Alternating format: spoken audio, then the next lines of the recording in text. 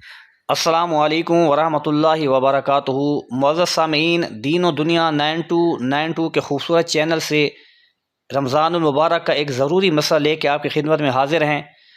اور مسئلہ بیان کرنے سے پہلے آپ سے یہ گزارش ہے کہ اگر آپ ہمارے چینل پہ نئے ہیں تو سبسکرائب بھی فرما لیں اور بیل آئیکن کے بٹن کو پریس کر لیں تاکہ نوٹیفیکیشن کے ذریعے ہر نئی ویڈیو اور ضروری مسائل آپ تک پہنچتے رہیں۔ تو اب چلتے ہیں مسئلے کی طرف۔ مسئلہ یہ ہے کہ ایک آدمی صبح بیدار ہوتا ہے، سحری کا وقت بہت کم ہوتا ہے اور اس شخص پہ غسل بھی فرض ہو چکا ہوتا ہے،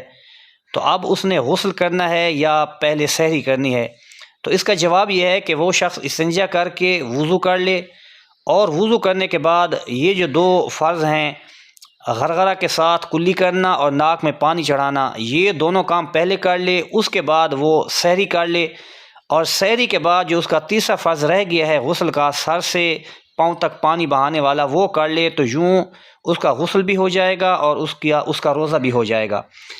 ایک صورت اور بھی ممکن ہے کہ وقت اتنا کم ہے کہ وہ شخص